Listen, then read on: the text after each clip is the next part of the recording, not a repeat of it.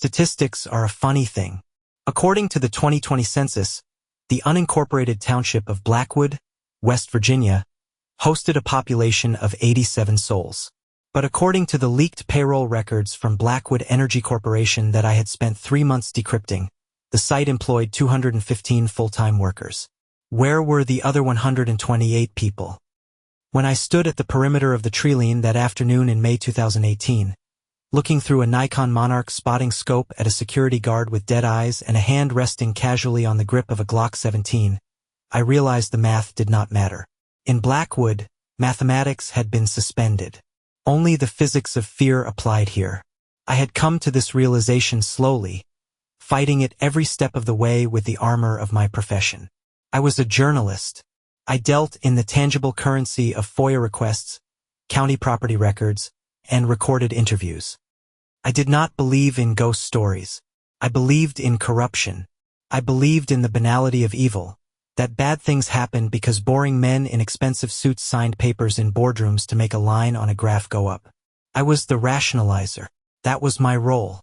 But out here, in the deep, ancient folds of the Appalachians, rationality felt like a radio signal that was slowly losing its frequency.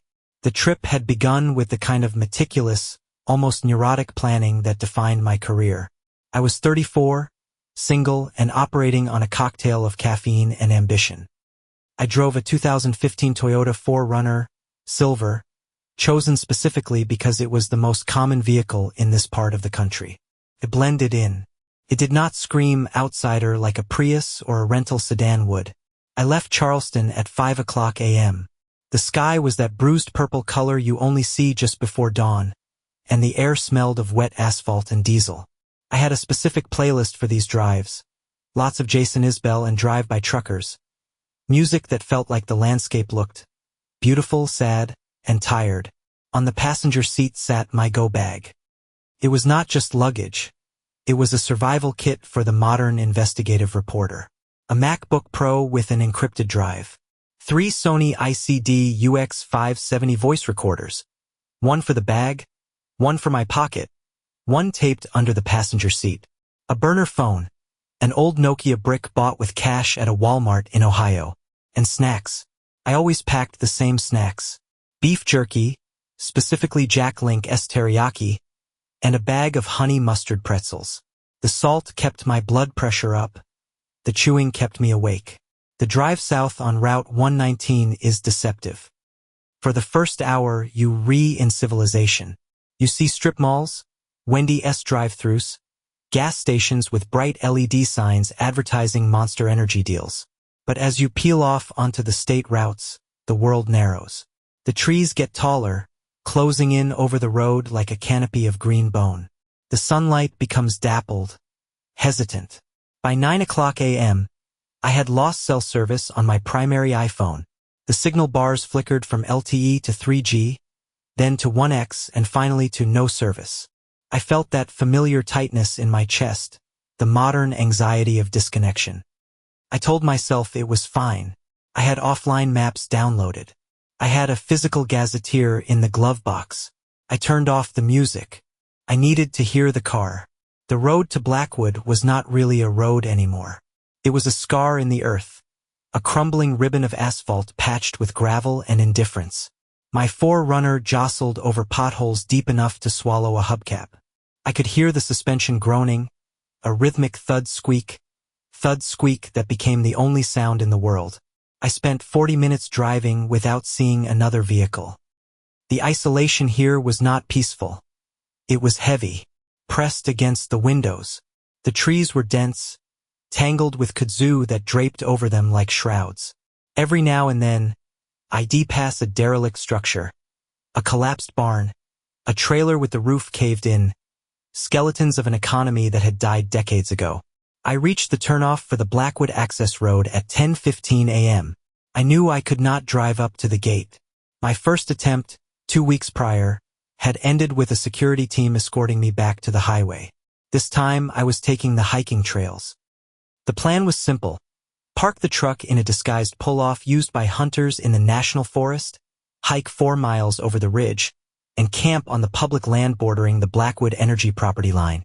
From there, I could use the spotting scope to observe the shift changes, verify the head count, and maybe, if I was lucky, intercept a worker away from the surveillance cameras. I pulled the 4Runner into a gap in the brush, covering the windshield with a sunshade to obscure the interior. I stepped out. The heat hit me first. It was humid, a sticky, cloying wetness that made my shirt cling to my back instantly. The temperature was 78 degrees, but with the humidity, it felt like 90. I opened the trunk and began the ritual of gearing up. I was not an outdoorsman by nature, but the job required adaptation. I pulled on my North Face hiking boots, double knotting the laces. I checked the batteries in my headlamp. I loaded the Osprey pack, tent, sleeping bag, 3 liters of water in Nalgene bottles, the optics, and the cameras. I took a bite of a kind bar, dark chocolate nuts and sea salt, and washed it down with lukewarm water. The taste of the chocolate was cloying in the heat. "All right," I whispered to myself.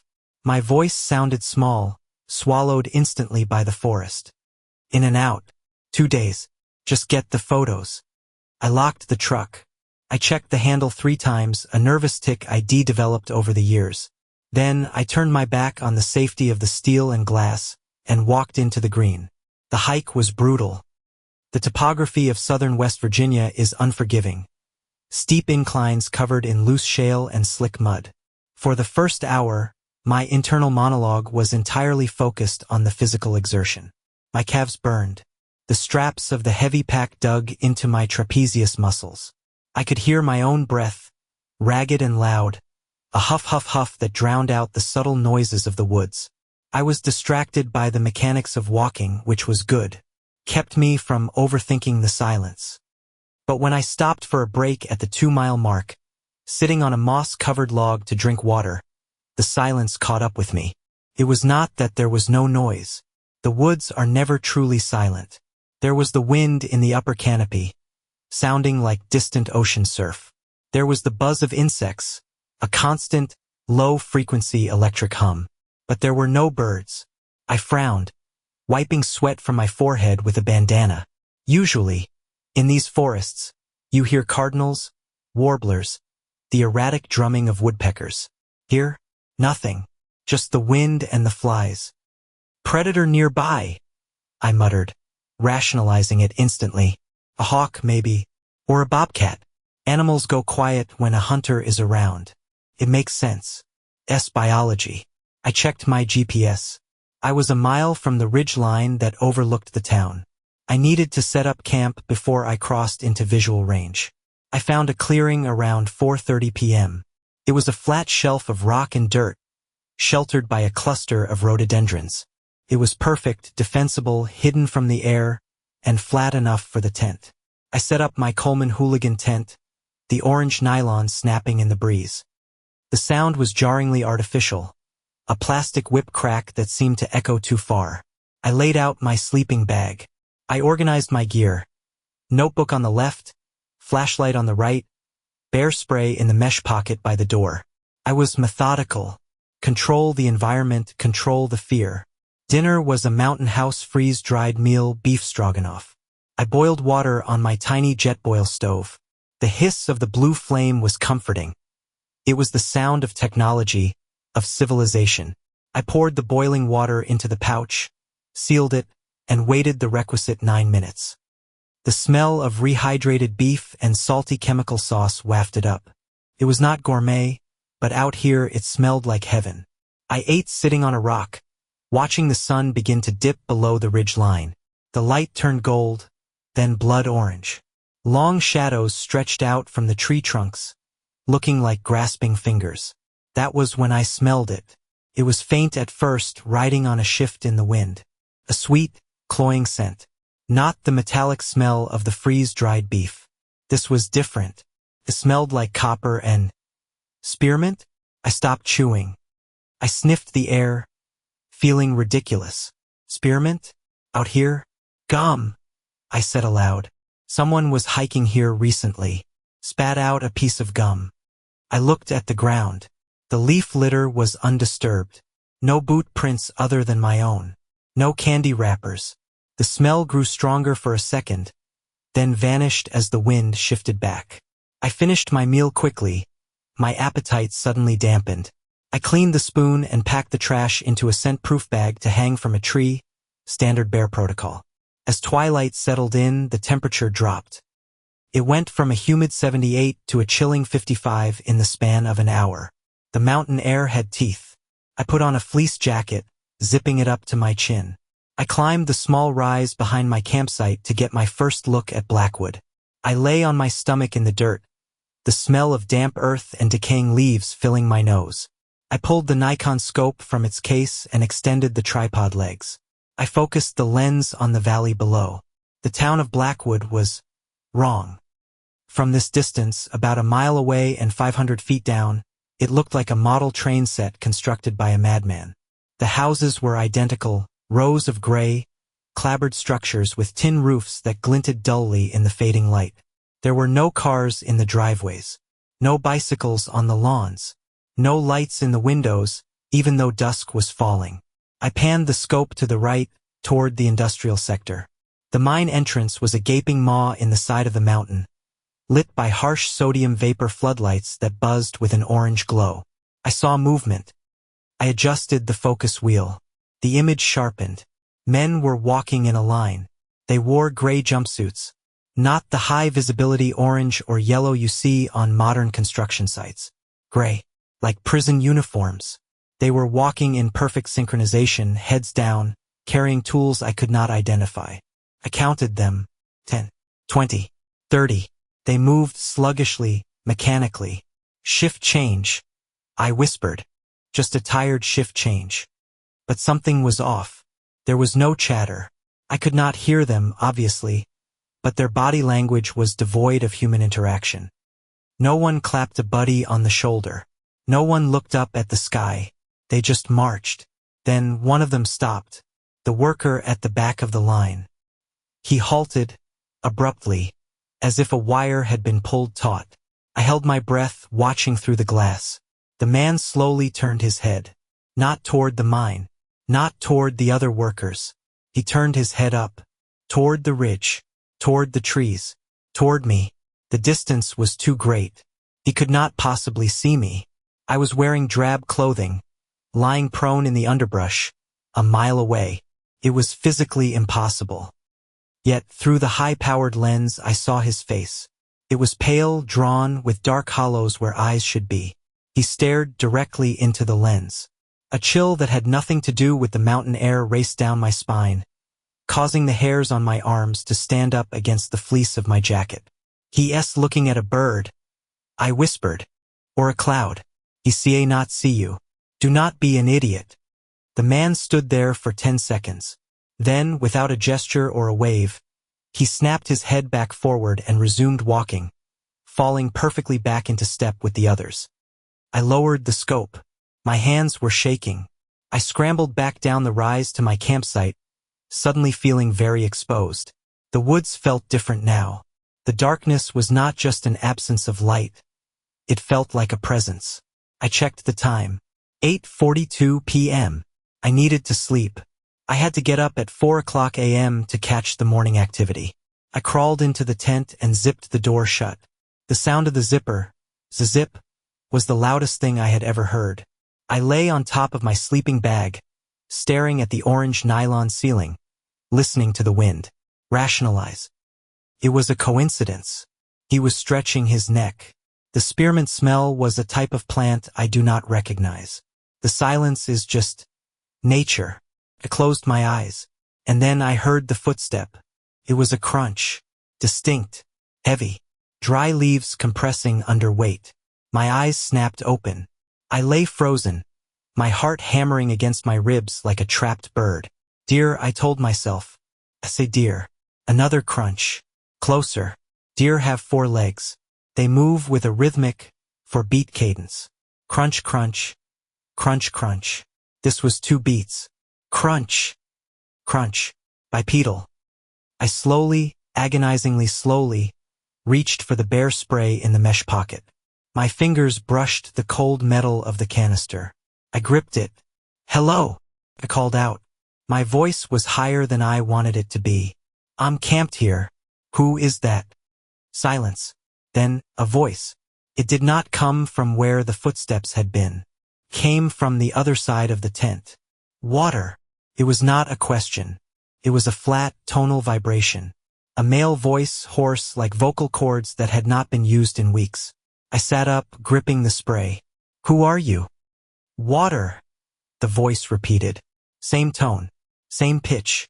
I unzipped the tent door about 6 inches. I shined my tactical flashlight through the gap.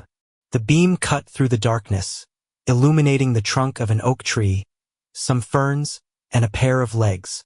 They were wearing denim jeans, filthy, caked in mud and something black, oil or coal dust. The boots were old leather work boots, cracked and splitting at the seams. I angled the light up. The man was standing maybe 10 feet away. He was gaunt, skeletal.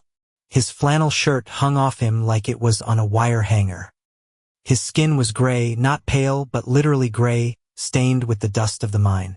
But it was his face that made my stomach turn over. It was slack, completely muscle-dead. His mouth hung slightly open, revealing teeth that were yellow and brown.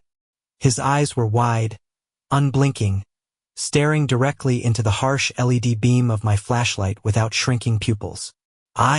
I have some water, I said, my journalist brain trying to navigate the situation. Dehydration, disoriented worker, escaped entry-level employee. Are you okay? Do you work for Blackwood? He did not answer the question. He took a step forward. The movement was jerky, like a marionette with a tangled string. Thirsty, he said. I grabbed one of my Nalgene bottles. I'm gonna toss this to you. Okay, stay there. I tossed the bottle through the gap. It landed with a thud near his boots. He did not look down. He kept staring at the tent. At me. Take it, I said. He slowly crouched. The movement was wrong. His knees bent, but his back stayed perfectly straight, perpendicular to the ground. It looked mechanical. He picked up the bottle with a hand that was missing 2 fingernails. The tips of the fingers were black and swollen. He did not open it. He just held it. You need help? I asked. I have a car. I can take you to the hospital in Logan. At the mention of hospital, his face changed. It was not an expression of emotion. It was a twitch. The corner of his left eye spasmed violently. No hospital, he whispered. The volume dropped, but the intensity spiked. Company doctor. No, I said, sensing a hook. No company doctor. Real doctor. Outside. He tilted his head. Outside? Yes, outside Blackwood. He looked at the bottle in his hand, then back at me. A smile slowly spread across his face. But it was not a smile. It was just lips pulling back over teeth. The eyes did not change. They know you here, he said. It was not a threat. It sounded like an observation, like stating the weather. Who? The shift. He dropped the water bottle. He did not drink a drop. You should leave, he said, before the whistle. What whistle? He turned around. He did not pivot on his feet. He just turned his upper body. Then his legs followed, clumsy and disjointed. The whistle, he said to the darkness. Then he walked away. He walked straight into the dense rhododendron thicket, crashing through the branches without raising his hands to protect his face. I heard the thorns tearing at his clothes, scratching his skin, but he did not make a sound. I sat there, gripping the bare spray, listening until the crashing faded into the distance. I looked at the Nalgene bottle lying in the dirt. I should have packed up right then. I should have thrown everything in the bag and sprinted back to the car. My gut was screaming at me. Every instinct I had honed in war zones and crime-ridden neighborhoods was blaring run. Run now. But I was the rationalizer. He's a meth addict, I told myself. Appalachia is full of them. Or he's got brain damage from the mine. Hypoxia. That explains the movement. That explains the confusion. I was not going to let a junkie scare me off the biggest story of my career. I had a job to do. I zipped the tent shut. I locked the zippers together with a small carabiner, a pathetic psychological barrier. I checked my watch. 9:15 p.m. Just until morning, I whispered. Get the photos at dawn. Then leave. I lay back down. I pulled my sleeping bag up to my chest. I stared at the ceiling. I waited for the whistle. Sleep was a theoretical concept. I lay in the dark, my body rigid inside the North Face sleeping bag. The synthetic material, usually slick and cool, felt suffocating, sticking to the cold sweat that had broken out across my chest and lower back. The air inside the tent had grown stale, a recycled mix of my own shallow breaths and the lingering metallic tang of fear. I checked my watch. The indigo backlight of the Timex Ironman flared for 3 seconds, blinding me, then vanished. 10:42 p.m. Only an hour had passed since the thing, had crashed through the rhododendrons. I tried to play the rationalizer game. I tried to build the logic wall. It was a local junkie. Methamphetamine induces psychosis, muscle rigidity, and paranoia. He thought I was security. That's why he ran. The whistle is probably just a shift change signal from the mine. A steam whistle. Old tech for an old town. I gripped the canister of counter-assault bear spray so hard my knuckles ached. The safety wedge was already pulled off. My thumb hovered over the trigger. 11 o'clock p.m. passed. The wind died. That was worse. The wind had been a cover, a white noise generator that smoothed over the edges of the forest's acoustic profile. Without it, the world became hyper-defined. I could hear a twig snap 50 yards away. I could hear the dry rattle of a dead leaf falling from an oak tree. And then, I heard the breathing. It was not close. It was maybe 20 yards out, near the edge of the clearing where I had cooked my dinner. It was wet, a phlegmy, rattling inhalation. Hrerok. I stopped breathing. I opened my mouth to silence the sound of air moving through my own nose. Bear, I thought. That's a black bear. They huff like that. It smells the stroganoff pouch in the tree. The sound moved. It did not crunch. That was the terrifying part. Whatever was making the sound was moving across the dry leaf litter without breaking a single twig. It was sliding. Hrerok. 10 yards. My heart was beating so hard I could feel the pulse in my eyeballs. A rhythmic throbbing that distorted my vision in the dark. Then came the whistle. It was not a mechanical whistle. It was not a steam valve from the mine. It was a human mouth, puckered and dry, blowing a discordant, shaky note. Yo. Came from the left. Yo. An answer came from the right. My stomach dropped. There were 2 of them. The rationalizer died in that moment. Meth addicts do not coordinate. Meth addicts do not move silently. Meth addicts do not signal each other with bird call mimicry that sounds wrong in a way that makes your reptile brain scream predator. I slowly rolled onto my side, facing the tent door. The bear spray felt heavy and useless. What was I going to do? Spray through the mesh? It would blow back in my face. I de-blind myself. The footsteps started again. This time they did not care about noise. Thump, drag, thump, drag. Heavy boots. A limping gait. They were circling the tent. I squeezed my eyes shut. If I do not see them, they are not there. If I do not see them, they are not there.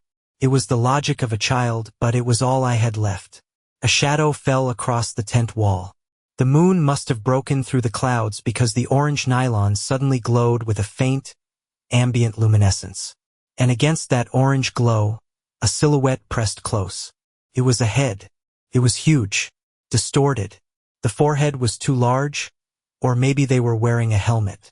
No, the edges were soft. It was hair, matted, thick hair. The head pressed against the fabric. I could see the indentation of a nose. The fabric stretched. "He*s awake," a voice whispered. It was not the gravelly voice of the man from before. This voice was high, reedy. A woman's voice? Or a child's? "Do not touch," a second voice hissed. Deep, guttural. "Wait for the foreman." The foreman. I bit my lip so hard I tasted blood. The metallic copper taste mixed with the bile rising in my throat. They were not attacking. They were observing. The silhouette pulled back. The tent fabric snapped back into place with a soft thwip. For the next 3 hours, I lay in a state of catatonic terror. The psychological torture was precise. They did not scream. They did not shake the tent. They just existed. I would hear a scuff of a boot heel right by my head. I would hear a low mumble of conversation, too quiet to make out the words, just a hum of consonants and vowels that sounded like a prayer or a list of numbers. At one point, around 2:15 a.m., the smell hit me again. Spearmint. It was overpowering. It flooded the tent, choking out the smell of my own fear. It was artificial, chemical, like cheap chewing gum melted on a dashboard. "Check the tag," the reedy voice whispered. I heard the zip of a zipper. My heart stopped. Were they opening the door? No. They were checking the rainfly, the branding. Coleman. The voice read. "Cheap. Not company," the deep voice replied. "Trespasser. Meat. No, not meat. Debt. Debt." The word hung in the cold air. I realized then what I was dealing with. These were not ghosts. These were not monsters in the traditional sense. These were the products of Blackwood. They were the 128 missing people. They had been hollowed out, stripped of their humanity, and refilled with the company bylaws.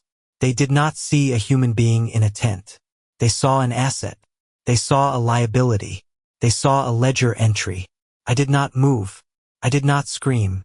I knew, with a certainty that chilled my marrow, that if I made a sound, the waiting would be over. I lay there, tears leaking from the corners of my eyes, sliding hot into my ears. I focused on the rhythm of my own heart. Lube-dub, lube-dub. I thought about my apartment in Charleston. I thought about the half-empty carton of almond milk in my fridge. I thought about the unpaid electric bill on my counter. I clung to these mundane anchors of my reality, trying to keep them from slipping away. Around 4 a.m., the temperature bottomed out. The cold was a physical weight. "Whistle," the deep voice said.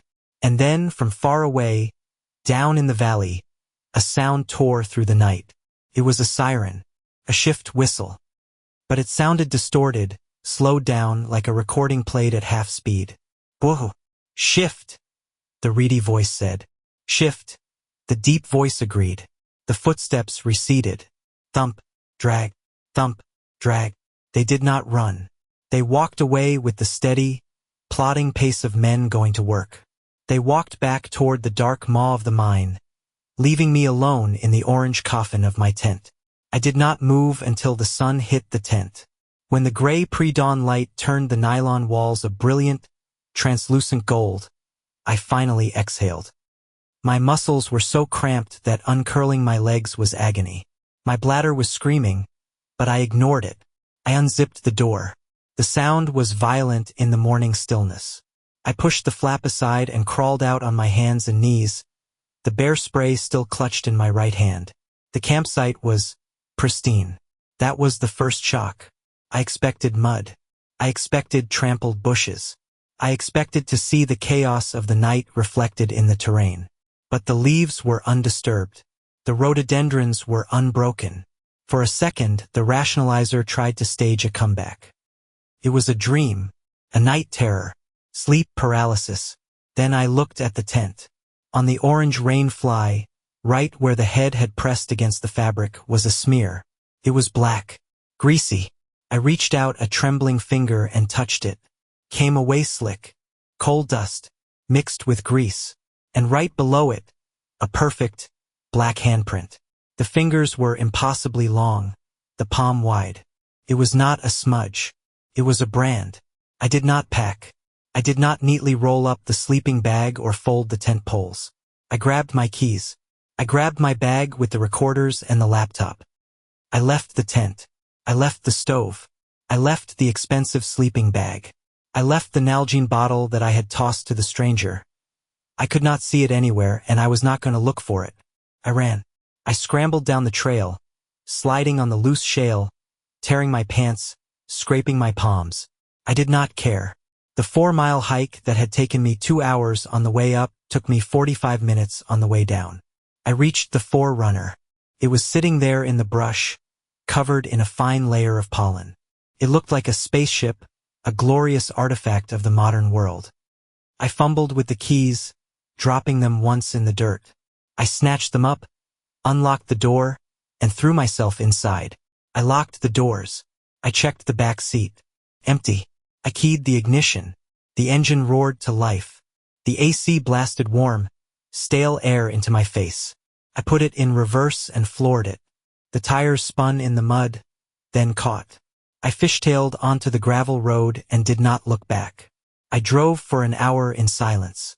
No music, no radio, just the sound of the engine and the wind rushing past. I did not stop shaking until I hit the paved highway near Logan. I pulled into a Sheetz gas station. I walked inside, ignoring the stares of the clerk. I must have looked like a maniac, covered in dirt, eyes wild, smelling of fear and sweat. I bought a large black coffee. I sat in the car and drank it, letting the scalding liquid burn my throat. Felt real. Felt like proof of life. I drove back to Charleston. I did not go home. I went straight to the FBI field office. I gave them everything. The recordings of the silence. The photos I had taken of the gate. I had not taken any of the workers. I had been too scared. The notes. The GPS coordinates of the town that did not exist on maps. The agent, a man named Miller, listened to me. He was polite. He took notes. But I saw the look in his eyes. The same look I would have had a week ago. Rationalization. He thought I was stressed. Overworked. Paranoid. "We'll look into it," he said. The lie was polite, but it was a lie. I went home. I pushed a dresser in front of my apartment door.